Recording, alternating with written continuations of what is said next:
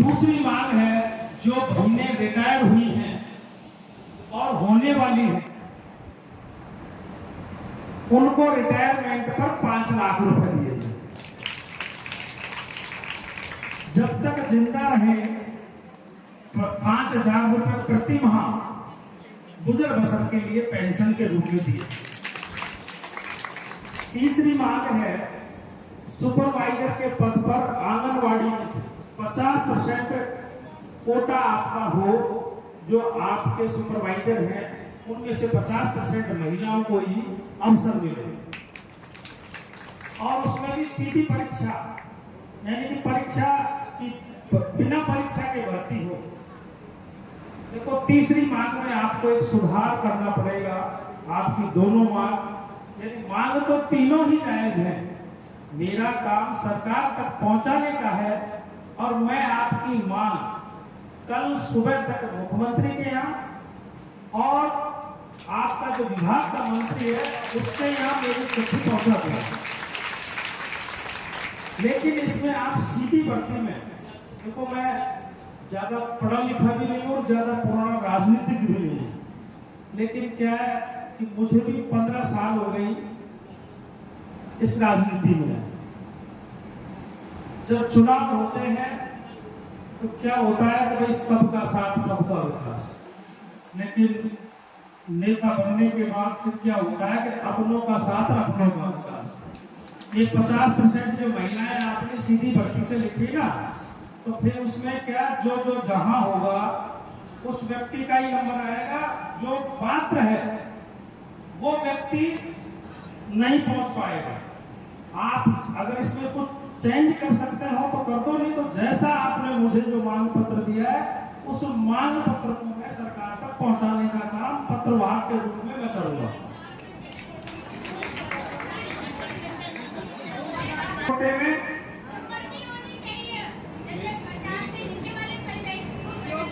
नहीं, आप मुझे लिख के दो, आप वहीं पहले दिन पर बैठो आप जो, लेकिन मेरे सुझाव थे मैंने आपको दे दिए, इसमें परेशानियां होंगी, मैं आपको फिर कह रहा हूं। और मेरी बात आपको एक दिन याद आएगी कि एमएलए साहब ने मन से कुछ बातें कही थी, उसमें जो चाहता होगा उस 50% में उसकी भर्ती हो जाएगी। मैं नहीं चाहता हूं किसी पात्र व्यक्ति को के साथ अन्याय हो।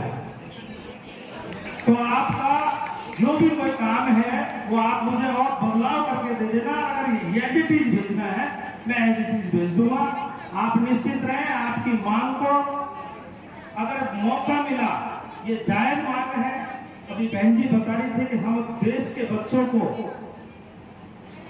समय पर आहार विहार कराकर कि कोई बच्चा कुपोषित नहीं हो, और जो काम करती है महिलाएं वो अपने काम काज घर बार को छोड़कर पन्नाधारी की तरह किसी दूसरे के बच्चों को आप लालन पालन करती हैं, ये बहुत बड़ी बात है। तो ये आंगनबाड़ी कार्यकर्ताओं का नाम भी अगर पन्नाधाय कार्यकर्ता हो तो और भी अच्छा होगा, क्योंकि आप एक पन्नाधाय की तरह काम करती हैं, और नाम का इसका परिवर्तन भी हो तो मेरे सुझाव अगर एक रहा, ये भी आप अगर एक मांग ये भी लिख दे तो मैं आपकी 3 की जगह 4 मांग पत्र में बनाकर भेज दूंगा। आप लोगों ने यहाँ सम्मेलन किया और आप हमारे अतिथि हैं जो बाहर से पधारे हैं। अगर आपको कहीं रहने में, उठने में, बैठने में, खाने में, पीने में या किसी के बोलचाल में अगर कोई शिकायत हुई हो तो मैं इस मन से आपसे माफी मांगता हूँ, क्योंकि मेरे यहाँ आप अतिथि के रूप में पधारे हैं, जो भी लोग जिले से बाहर से आए हैं। आपको अगर कहीं कोई भी किसी भी तरह कोई कमी अखरी हो तो अगली बार जब भी हमारा अवसर मिलेगा तो वो कमी हमें सुझाव देके जाना, अगली बार नहीं मिलेगी। जय हिंद, जय भारत।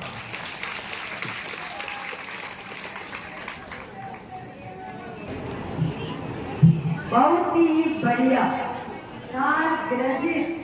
और शॉर्ट में कम शब्दों में एमएलए साहब ने सारी बात कह रहे हैं। और हम जो आप सुधार की बात कर रहे, तीसरी बात कि मैं यहाँ आई हूँ तो तो कुछ न कुछ आपको बताऊंगी कि दिल्ली से ये हो गया, वो हो गया। रखती है ना आप अपेक्षा? आवाज नहीं आ रही आपकी? हाँ, तो अपेक्षा कब रखी जाती है? जब हम इसमें कुछ एफर्ट डालते हैं। हमको कब मिलता है? जब हम उसमें इन्वॉल्व होते हैं।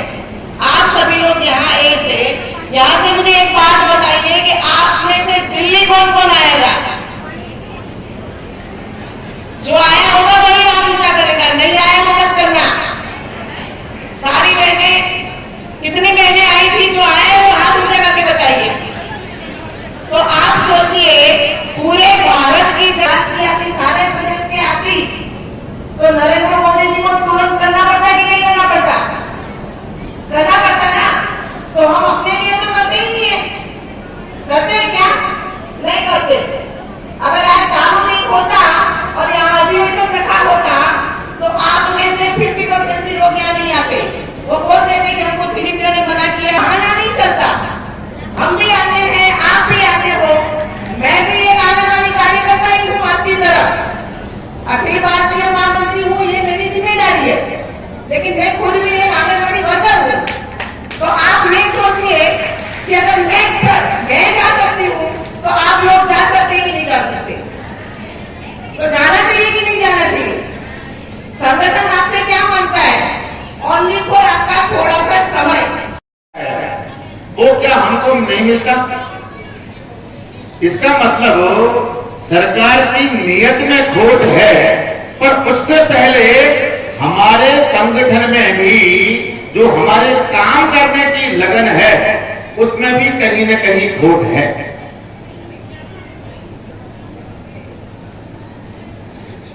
छह काम आंगनवाड़ी वर्कर के सरकार ने माने हैं। किसी को ध्यान में है क्या कौन कौन से छह काम है? किसी को हाथ उठा सकते हैं? जो छह प्रेस्क्राइब्ड अपने काम हैं वो है क्या? जो छह सेवा आंगनवाड़ी वर्कर के जिम्मे है। मैं बोलता हूं, एक अपना पूरक पोषण आहार, ये अपना बहुत प्राइमरी काम है। स्वास्थ्य की जांच। तीसरा है संदर्भ सेवाएं। संदर्भ सेवाएं क्या होती है? अचानक कोई कुपोषण से पीड़ित हो गया, बीमार हो गया, तुरंत उनको रेफर करना है तो बेचारी कौन मिलेगा? आंगनवाड़ी वर्कर मिलेंगे।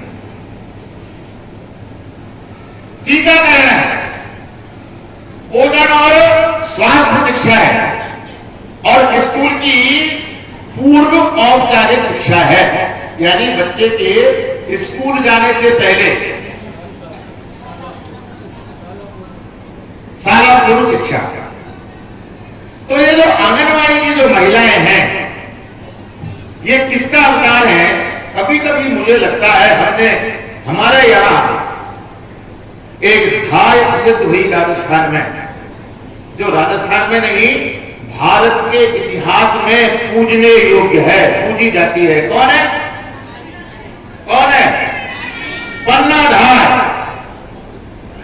उस पन्ना धाय ने अपने इकलौते बेटे, एक बेटे चंदन को मेवाड़ का उत्तराधिकारी प्रदान करने के लिए बलिदान किया।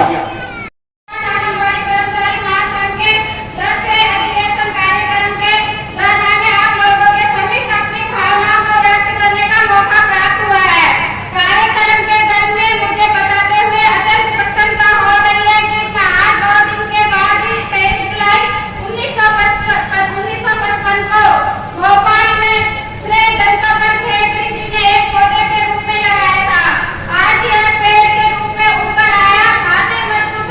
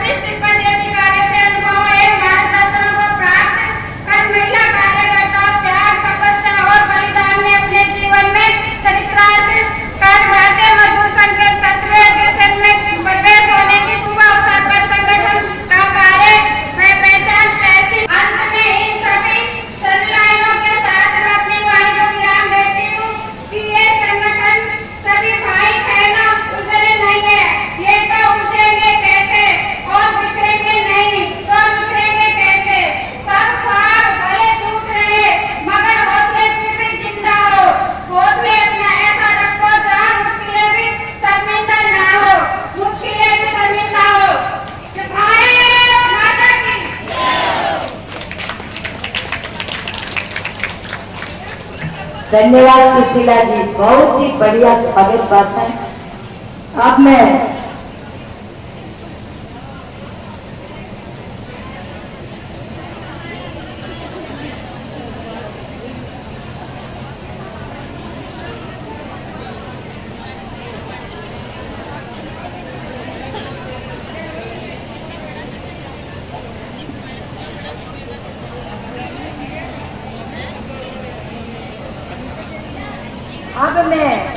आप जिनको सुनने के लिए आतुर है, हमारे आप लोग हमसे पूछते हैं हमारा संगठन क्या कर रहा है, तो जो दिल्ली में हमारे संगठन को चलाते हैं, हिंदुस्तान में घूमते हैं, हमारे आज के मुख्य अतिथि हैं, हमको जो बातें बताने आए हैं, आदरणीय शर्मिष्ठा बहन, अब मैं आपसे अनुरोध करती हूँ कि आप हमारे क्या आपसे वार्ता होती है सरकार की, हम क्या करवाते हैं संगठन में, इन बहनों को बताएंगे तो आपको बहुत अच्छा लगेगा। अगले वक्ता के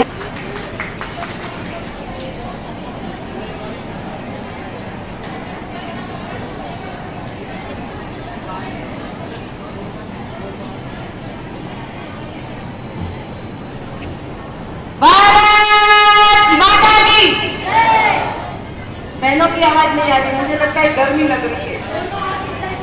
भारत माता की, भारत माता की। धन्यवाद। पहले तो मैं आप सभी बहनों का बहुत बहुत धन्यवाद करती हूँ कि इतनी गर्मी में भी आप लोग इस अधिवेशन में बता रहे हैं।